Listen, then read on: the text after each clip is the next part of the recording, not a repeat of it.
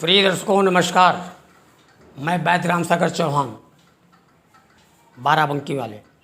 आज हम आपको एक ऐसी जड़ी बूटी के बारे में जानकारी देने जा रहे हैं जिनको आपकी बहुत ज़रूरत है और उसको जानना भी आपके लिए बहुत ज़रूरी है और उनके फ़ायदों को आप जान कर के दंग रह जाएंगे, क्योंकि ये जड़ी बूटियाँ बहुत महत्वपूर्ण हैं।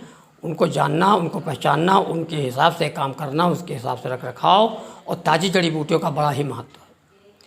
मैं उसी कड़ी में आपको एक जड़ी बूटी के बारे में जानकारी देने जा रहा हूं कि जो ये हिमालय पर्वतों पे मिलती है। ख़ास तरीके से झाड़ी नुमा पेड़ होता है और 15-15 फीट की लगभग ऊंचाई पे मिलता है और उनकी छाल को छील करके हमारे यहाँ जो है बेचा जाता है, लाया जाता है। हम लोग लाते पहाड़ी क्षेत्रों से। तो मैं उस जड़ी बूटी के बारे में जानकारी दे रहा हूँ। ये जड़ी बूटी जो है इसको कहते हैं दारू हल्दी। दारू हल्दी हरिद्रा, ये भी पीले रंग की होती है। हरिद्रा जैसे ये खाने वाली हल्दी होती है, वैसे हल्दी के कई वैरायटी और कई क्वालिटी हैं, उसी में ये दारू हल्दी है। अब ये मैं आपको बता दूं दारू हल्दी से लाभ कितने हैं। दारू हल्दी जो देख रहे हैं आप, ये जो है जिसकी छाल को छील करके इसके चूर्ण को बना करके हम लोग काम में लेते हैं और या इसको हम काढ़ा बना करके भी काम में लेते हैं। ये बहुत ही काम की चीज़ है। मैं इसको दिखाना, आपको समझाना बहुत ही अच्छा समझा। मैं काफ़ी दिन से इसकी खोज करके आपके सामने प्रत्यक्ष प्रमाण के लिए दिया हूँ कि ये छाल और ये जो आपको देख रहे हैं ये बहुत ही काम की है। मैं इसी कड़ी में आपको लाभ बता देना चाहता हूँ कि ये कितने लाभ की है। मैं आपको सीरियल वाइज कुछ लाभ बताएंगे और कुछ जानकारी भी देंगे इस विशेष रूप से। इसको आपने देख लीजिए, पहचान लीजिए। इसको दारू हल्दी कहते हैं।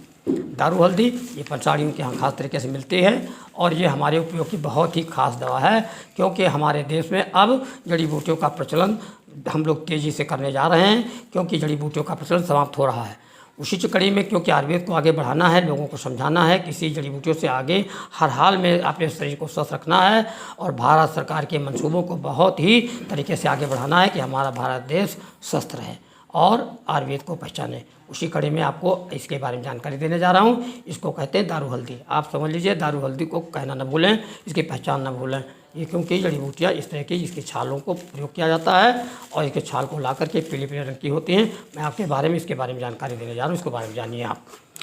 मैं आपको बता देना चाहता हूँ कि ये जो दारू हल्दी के बारे में आपको बताता हूँ कि पहले नंबर में आपको बता दूँ कि ये अगर मेरे मुँह में किसी प्रकार के दांतों में दर्द हो रहा है, दांतों में दर्द हो रहा, दांतों मसूड़े सूजे में कीड़े मकोड़े लगे हुए हैं, तो मैं बताता हूँ इसको जो है कूट करके पीस करके अगर आप कुल्ला करेंगे तो सारे दांत के दर्द गायब हो जाते हैं।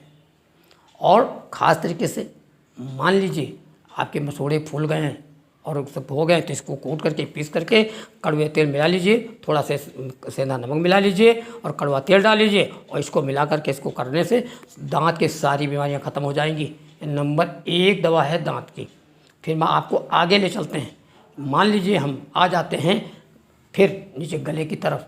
अगर हमको सांस फूलने लगी है, गला ख़राब हो गया है, तो हम इसके काढ़े को पीते हैं। काढ़े को बना करके कूट करके पीस करके इसको मुलेठी के साथ अगर हम प्रयोग करते हैं या रूसे के पत्ते के साथ 10 ठो रूसे के पत्ते ले लीजिए और इसको आप इतना 5 ग्राम 6 ग्राम लेकर के कूट करके और उसको आप मुलेठी का डाल करके और ज़रा से गुड़ डाल करके इसके काढ़े को पीते हैं। मैं बताता हूँ कि आपको श्वास जैसी बीमारी और दमा जैसी बीमारी हवा में उड़ जाएगी और बिल्कुल आप स्वस्थ हो जाएंगे, क्योंकि मौसम भी बदल रहा है और वातावरण वायुमंडल के हिसाब से रहना है, उस हिसाब से खाना है, उस हिसाब से जड़ी बूटियों का सुबह शाम प्रयोग कीजिए। मैं बताता हूँ श्वास के रोगों के लिए बहुत फ़ायदेमंद है। फिर मैं बता दूँ आगे कड़ी में, आगे मैं ले चलता हूँ आपको कि अगर आपको पीलिया जैसी घनिष्ठ बीमारी हो गई है, लीवर ख़राब हो गया, पूंछ खराब हो गया है और आपकी सेहत ख़राब होती जा रही है, तो इसको हम बताते हैं कि पुना नमक की जड़ के साथ पीस करके और शहद के साथ आप प्रयोग करेंगे, बिल्कुल आपको पीलिया जैसी बीमारियां घातक ठीक हो जाएंगी। फिर हम ले चलते हैं आपको आगे गुर्दे की बीमारी की तरफ। अगर आपको परमेश जैसी बीमारी हो गई है और ये बीमारी ठीक नहीं हो रही है, तो मैं बताता हूँ और भी गड़बड़ी किसी प्रकार की हो रही है, तो इसको और जो है मैं बता रहा हूँ कि आप जो है गोखरू के चूर्ण के साथ अगर प्रयोग करते हैं, बिल्कुल पेशाब साफ होगी और कोई भी पेशाब रोग हर हालत में सब ठीक हो जाएंगे। फिर आगे हम ले चलते हैं और फिर नोट कीजिए, अगर आप किसी तरीके से चोट आपको लग जाती है, किसी कारणवश आपको एक्सीडेंट हो जाता है, कहीं पर कोई गिर जाते हैं, चोट जाती है, किसी प्रकार से आपको चोट लग गई है और वहाँ पर खून का जमाव हो गया है, तो मैं बता दूं वही दारू हल्दी है जो एक खून को बिखेर देती है। खून को बिखेर करके आपको फिर वैसे कर देती है। तो इसको कूट करके पीस करके इसको शहद के साथ लगा दें, मिला करके शहद के साथ गुनगुना करके लगा दें या गुनगुना करके बांध दें। सब मैं बताता हूँ कि वहाँ की दर्द गायब हो जाएगी और खून का बिखराव हो जाएगा। आने वाले कभी भी आपको दर्द में कभी चोट नहीं होगी लगेगी। और चोट जैसी जो खून का जमा हो जाता है, ये खून को फ़ौरन फाड़ देगी, खून को फ़ौरन दौड़ा देगी। और फिर ये दारू हल्दी आपको बहुत ही नंबर 1 लाएगी और कभी आपके शरीर में दर्द भी नहीं रहेगा, क्योंकि खून का जमाव ये बहुत ज़रूरी ख़त्म करना, नहीं तो हमेशा के लिए बीमारियां बन जाती। मैं फिर आगे आपके एक कड़ी में ले चलता हूँ कि ये किसी प्रकार का आपका कोई घाव हो गया है जो कभी ठीक नहीं होता है। बहुत से ऐसे घाव हैं जो ठीक ही नहीं होते हैं।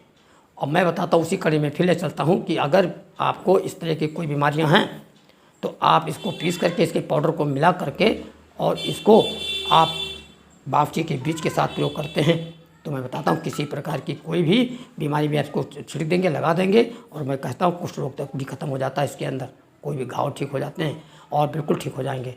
मैं फिर इसी कड़ी में एक और आपको लेकर चलता हूँ कि अगर ये दारू हल्दी आप प्रयोग करते हैं तो इससे पेशाब के रोग कोई भी ठीक हो जाते हैं। जो लोग गर्मी के सुजाग से ऐसे भी प्रतीत होते हैं और बहुत ख़राब हो स्थिति में आ जाती है, तो इसको अगर हम और भी इसको पीस करके कूट करके हम इसको प्रयोग करते हैं और इसमें जो है आपको फिर वही बताया कि आपको पेशाब से संबंधित बीमारियां इससे बहुत जल्दी से ख़त्म हो जाती हैं। तो इस दारू हल्दी के बारे में आपको आगे बहुत सी जानकारियां हम आपको देते रहेंगे और बहुत सी जानकारी आपको आगे और भी कड़ी में देंगे। और इस तरह से मैं कहना चाहता हूं कि इस चैनलों को आप बराबर देखते रहिए। जब मुझे समय मिलता है आप लोगों की तरह तरह की जड़ी बूटियों को आपके सामने पेश करता हूँ और उनका उपयोग करना अपना भूलें।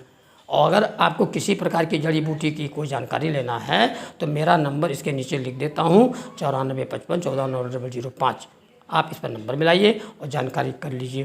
कोई बीमारी आपके घर में हो गई है, कोई परेशानी हो रही है, आप हमसे नंबर से आप पूछ सकते हैं और उसकी जड़ी बूटियों की नुस्खे भी मंगा सकते हैं। आपको हम लोग जड़ी बूटियों के नुस्खे भी बना के भेज रहे हैं, इसलिए कि आप लोगों को लाभ मिले और पैसा भी खर्चा ना हो और आपका कम से कम पैसे में और आपको किसी प्रकार कोई साइड इफेक्ट ना हो। इसलिए जड़ी बूटियों का आप प्रयोग करेंगे तो किसी प्रकार से में कोई नुकसान भी नहीं होगा और आपको परेशानी भी नहीं होगी। इसी कड़ी में बता दूं कि इतनी काम की चीज़ है कि दाँत खाज खुजली भी हो जाए, अगर आपको ठीक नहीं होता, पित्त विकार में आप हो गए, मैं कहता हूं कि इसको मंजीठ के साथ आप मिला करके महीने भर आप पीजिए। मैं कहता हूं बीमारी का पता नहीं लगे कहाँ चली गई। तो इस तरह की जो जड़ी बूटियाँ ऐसी सी मेरे आयुर्वेद में पाई गई हैं जिनका प्रयोग हमेशा से होता आया है और अब इस ज़माने में लोग इसको न प्रयोग करके दूसरी जड़ी बूटियों की तरफ बढ़ रहे हैं और अन्य तरीके से अन्य लोगों के साथ दवाइयों का प्रयोग कर रहे हैं, जिससे बीमारियाँ बढ़ती जा रही हैं। और बहुत सी नकली दवाइयाँ आप बाज़ार में बिकना शुरू हो गई हैं, अगर उनको खाएँगे तो कौन साइड इफेक्ट हो जाए, जान तक चला जाता है।